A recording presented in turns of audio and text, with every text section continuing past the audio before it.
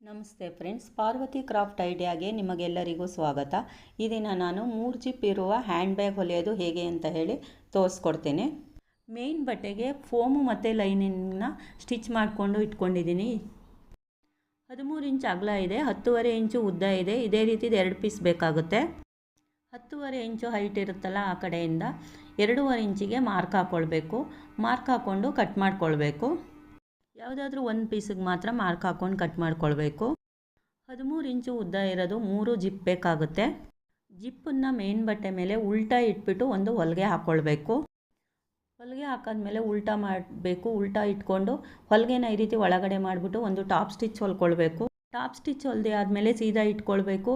2.5 ಇಂಚಿಗೆ cut ಮಾಡಿರ್ತೀವಲ್ಲ, ಆ ಪೀಸ್ನ ಉಲ್ಟಾ ಇಟ್ಬಿಟ್ಟು ಜಿಪ್ ಮೇಲೆ ಹೊಲಿಗೆ ಹಾಕಬೇಕು. ನಂತರ ಪುನಃ ಉಲ್ಟಾ ಇಟ್ಕೊಂಡು ಹೊಲಿಗೆನ ಒಳಗಡೆ ಮಾಡಿ ಒಂದು ಟಾಪ್ ಸ್ಟಿಚ್ ಹೊಲ್ಕೊಳ್ಬೇಕು. ನಂತರ ರನ್ನರ್ಸ್ ಹಾಕ್ಕೊಳ್ಬೇಕು. ಇದೇ ಅಳತೆಗೆ ಒಂದು ಲೈನಿಂಗ್ ಪೀಸ್ ತೊಗೊಂಡು 4 ಕಡೆ ಸುತ್ತ ಹೊಲಿಗೆ ಹಾಕ್ಕೊಳ್ಬೇಕು. 4 ಕಡೆ ಸುತ್ತ ಹೊಲಿಗೆ ಹಾಕಿ ಆಗಿದೆ. 13 ಇಂಚು ಉದ್ದ 9.5 ಇಂಚ್ ಅಗಲ ಇರೋ ಲೈನಿಂಗ್ ಬಟ್ಟೆಗೆ ಜಿಪ್ಪನ್ನು ಉಲ್ಟಾ ಇಟ್ಬಿಟ್ಟು ಹೊಲಿಗೆ ಹಾಕಬೇಕು. ನಂತರ ಉಲ್ಟಾ ಮಾಡಿಬಿಟ್ಟು ಒಂದು ಹೊಲಿಗೆನ ಒಳಗಡೆ ಮಾಡಿಬಿಟ್ಟು ಒಂದು ಟಾಪ್ ಸ್ಟಿಚ್ ಹೊಲ್ಕೊಳ್ಬೇಕು. ಲೈನಿಂಗ್ ಬಟ್ಟೆನ ಈ ರೀತಿಯಾಗಿ ಜಿಪ್ ಹಾಕಿ ರೆಡಿ ಮಾಡ್ಕೊಳ್ಬೇಕು.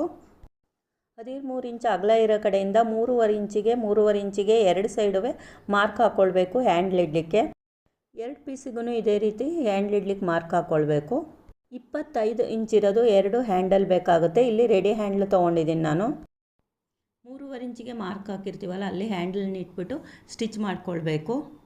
ಹ್ಯಾಂಡಲ್ ಸ್ಟಿಚ್ ಮಾಡಿ ಆದಮೇಲೆ ಜಿಪ್ಪನ್ನು ಮೇನ್ ಬಟ್ಟೆ ಮೇಲೆ ಉಲ್ಟಾ ಇಟ್ಬಿಟ್ಟು ಒಂದು ಹೊಲಿಗೆ ಹಾಕ್ಕೊಳ್ಬೇಕು.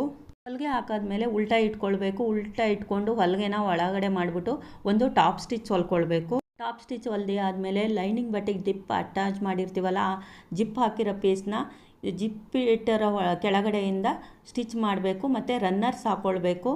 ರನ್ನರ್ಸ್ ಹಾಕಿ ಆದಮೇಲೆ 3 ಕಡೆ ಹೊಲಿಗೆ ಹಾಕ್ಕೊಳ್ಬೇಕು. ಫ್ರಂಟ್ ಜಿಪ್ ಹಾಕಿ ರೆಡಿ ಮಾಡ್ಕೊಂಡಿರೋ ಪೀಸ್ ಮೇಲೆ ಇನ್ನೊಂದು ಜಿಪ್ ಹಾಕಿ ರೆಡಿ ಮಾಡ್ಕೊಂಡಿರ್ತೀವಲ್ಲ, ಆ ಪೀಸ್ನ ಉಲ್ಟಾ ಇಡಬೇಕು. ಉಲ್ಟಾ ಇಟ್ಬಿಟ್ಟು ಒಂದು ಹೊಲಿಗೆ ಹಾಕ್ಕೊಳ್ಬೇಕು. ಹೊಲಿಗೆ ಹಾಕಾದ್ಮೇಲೆ ಉಲ್ಟಾ ಮಾಡಿಕೊಂಡು ಹೊಲಿಗೆನ ಒಳಗಡೆ ಮಾಡಿ ಒಂದು ಟಾಪ್ ಸ್ಟಿಚ್ ಹೊಲ್ಕೊಳ್ಬೇಕು. ಟಾಪ್ ಸ್ಟಿಚ್ ಹೊಲಿದೆ ಆದಮೇಲೆ ರನ್ನರ್ಸ್ ಹಾಕ್ಕೊಳ್ಬೇಕು. ರನ್ನರ್ಸ್ ಹಾಕಿ ಆದಮೇಲೆ ಒಂದು ಪೀಸನ್ನು ಇನ್ನೊಂದು ಪೀಸ್ ಮೇಲೆ ಈ ರೀತಿಯಾಗಿ ಫೋಲ್ಡ್ ಮಾಡಿ ಇಟ್ಬಿಟ್ಟು 2 ಸೈಡು ಹೊಲಿಗೆ ಹಾಕ್ಕೊಳ್ಬೇಕು. ಫೋಮು ಲೈನಿಂಗು ಹಾಕಿ ರೆಡಿ ಮಾಡ್ಕೊಂಡಿರೋ ಮೇನ್ ಪೀಸ್ 10 ಇಂಚ್ ಅಗಲ 4 ಇಂಚು ಉದ್ದ ಇರೋದು ಒಂದು ಪೀಸ್ ಬೇಕಾಗುತ್ತೆ.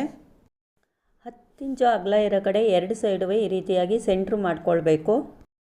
2 ಸೈಡು ಸೆಂಟ್ರ್ ಮಾಡಿ ಇರ್ತೀವಲ್ಲ, ಆ ಪೀಸ್ನ ಸೈಡಲ್ಲಿ 2 ಸೈಡು ಹೊಲಿಗೆ ಹಾಕ್ಕೊಂಡಿರೋ ಕಡೆ ಮಾರ್ಕ್ ಹಾಕಿರೋದನ್ನು ಹೊಲಿಗೆ ಇರೋ ಕಡೆ ಕರೆಕ್ಟಾಗಿ ಇಟ್ಬಿಟ್ಟು 2 ಸೈಡುವೆ ಹೊಲಿಗೆ ಹಾಕ್ಕೊಳ್ಬೇಕು.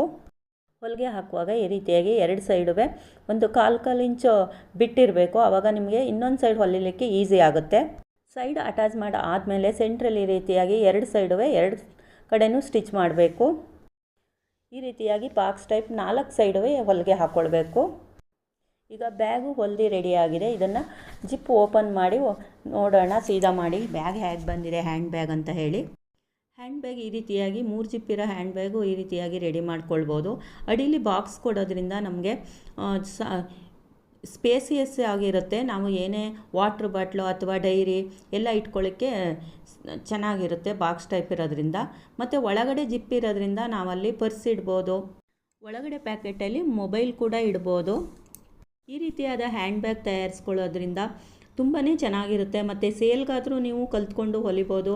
ಇಲ್ಲಾಂದರೆ ನಿಮಗೆ ಓನ್ಗಾದರೂ ಕೂಡ ಕಲ್ತ್ಕೊಂಡು ಸ್ಟಿಚ್ ಮಾಡ್ಕೊಳ್ಬೋದು. ನನ್ನ ವಿಡಿಯೋ ನೋಡುತ್ತಿರುವ ಎಲ್ಲರಿಗೂ ಧನ್ಯವಾದಗಳು.